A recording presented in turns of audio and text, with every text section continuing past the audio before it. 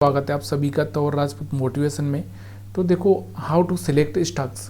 देखो, इंट्राडे हो या स्विंग ट्रेडिंग के लिए आप किस तरह से स्टॉक का सिलेक्शन कर सकते हैं, किस तरह से आप स्विंग ट्रेडिंग कर सकते हैं, स्विंग ट्रेडिंग में भी इंट्राडे में आप कैसे बेनिफिट ले सकते हैं। तो ये सारी बातें हम इस वीडियो में करते हैं, लेकिन वीडियो में हम जो एनालिसिस करते हैं वो टॉप गेनर का करते हैं। तो इसलिए मैं आपको यहाँ पर बताने वाला हूँ कि देखो, कल भी मैंने आपको ये इस स्टॉक के बारे में बताया था कि ये एक बड़ा मोमेंटम कर सकता है। क्यों कर सकता है, उसके पीछे का कारण मैंने आपको बताया कि ये सपोर्ट से निकला हुआ था और सपोर्ट से निकल के ये हाई को ब्रेक करने के लिए तैयार हो चुका था। ठीक है, तो हम बात करें HEG के बारे में। HEG के बारे में हम बात करें तो यहाँ पर अगर आप देखोगे तो आज भी बहुत बड़ा मोमेंटम आया है। मतलब आप देखो, 500 के लेवल से सीधे यहाँ पर 600 के लेवल को छूने के लिए निकल चुका है। तो यहाँ पर आप देखोगे बहुत बड़ा, मतलब अगर हम बात करें तो यहाँ पर तक पहुँचा, मतलब 100 रुपये बढ़ना, मतलब और अगर हम बात करें यहाँ से तो 3-4 दिन में, मतलब एक वीक में अगर हम बात करें तो 400 से लगा के यहाँ पर 600, मतलब करीबन अगर 50% स्टॉक बढ़ चुका है। बताओ आप, ये चीज़ें थोड़ी सी कब पकड़ में आती है, जब मार्केट को हम लोग सही स्टडी करते हैं, सपोर्ट का हम बराबर ध्यान रखते हैं। तो यहाँ पर अब मेरे को कुछ समझाने की ज़रूरत नहीं है, इसके बारे में मैंने आपको कल ही बताया था। मैंने आपको बताया भी था कि यहाँ पर देखो सपोर्ट पर किस तरह से ट्रेड कर रहा है और कैसे एक ब्रेकआउट कर सकता है।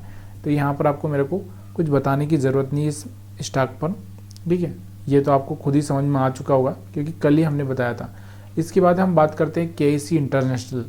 KEC इंटरनेशनल के बारे में अगर हम बात करें तो देखो, कुछ दिन पहले मैंने वीडियो बनाया था और मैंने बताया भी था उस वीडियो में कि इसको 1040 करोड़ का ऑर्डर मिला हुआ है और उसका जो मोमेंटम था ना वो बाकी रह गया था, उसमें मोमेंटम नहीं आया था।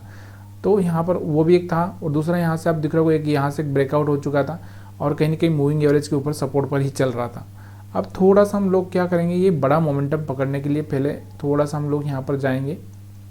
तो देखो यहाँ से क्या हो चुका था, अगर आप थोड़ा सा इस चीज़ को भी देखेंगे तो यहाँ से एक ब्रेकआउट हो चुका था, आपको दिख रहा होगा प्रॉपरली एक ब्रेकआउट हो चुका था। और ये ब्रेकआउट को यहाँ तो फेल कर दे या फिर एकदम ऊपर की साइड में चला जाए तो ये आपको पता होना चाहिए। तो यहाँ से ब्रेकआउट हो चुका था, 1000 करोड़ का ऑर्डर था। तो यहाँ पर ये सारी इस KEC इंटरनेशनल में होती हुई आपको देखने को मिली है। और अगर हम बात करें इसको, अगर हम सही टाइम पे पकड़ सकते थे तो कब पकड़ सकते थे, चलिए हम इसके बारे में बात कर लेते हैं। तो देखो, मैंने आपको बोला कि हर बार क्या होता है, स्टॉक एक सपोर्ट पर आता है और उस सपोर्ट से जब वो रिटर्न होता है तो यहाँ पर आप देखोगे ये वाला एक सपोर्ट था। इस सपोर्ट से जब ये वापस से रिटर्न हुआ तो इस एरिया में कहीं ना कहीं हमको थोड़ा सा 1000 रुपये के आसपास हम बाइंग का प्लान कर सकते थे। चीज़ें समझ में आ रही हो तो आप वीडियो को लाइक कर सकते हो।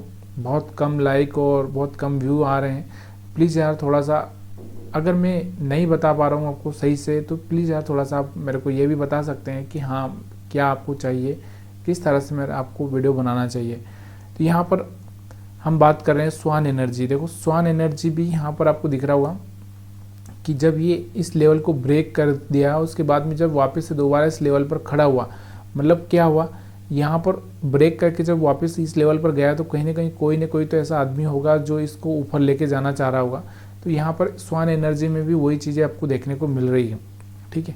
तो यहाँ पर अगर आप देखोगे तो स्वान एनर्जी में एक अच्छा सा मोमेंटम देखने को मिला और ये सपोर्ट से निकला था, लेकिन अभी ये बहुत ऊपर चला गया था तो इसका हम लोग पकड़ नहीं सकते थे। लेकिन फिर भी अगर हम इस पर नज़र बना के चलते पहले से ही तो देखो यहाँ पर हमारे पास बहुत मौके थे। ये वाला एक मौका था, उसके बाद ये एक मौका था, ये एक मौका था। तो ये चीज़ें हमको थोड़ी सी देखनी पड़ती है, स्टडी करना पड़ता है, तब जाके होता है सब।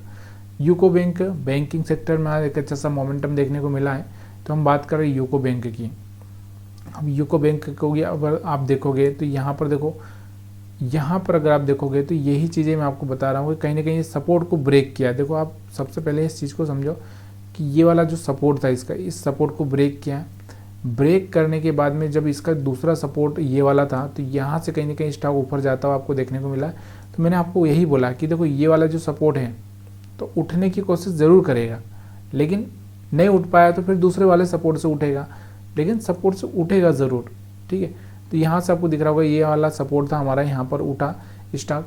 और इसको थोड़ा सा मैं आपको ये बताना चाहता हूँ कि अगर आप 1 घंटे के टाइम फ्रेम में इसको एनालिसिस करते तो शायद आपको यहाँ पर पता चल ही जाता है कि कहाँ पर हमको बाइंग करना है। ये वाला जो आपको दिख रहा होगा, ये वाला बड़ा कैंडल दिख रहा है, तो इस बड़े कैंडल में ही जो आदमी यहाँ पर बैठा हुआ, वो खतरनाक आदमी बैठा हुआ, इतनी बड़ी कैंडल उसने बना दी थी और फिर उसने यहाँ पर धीरे धीरे अपनी क्वांटिटी को ऐड किया और यहाँ से बड़ा मोमेंटम आपको देखने को मिला है इसमें।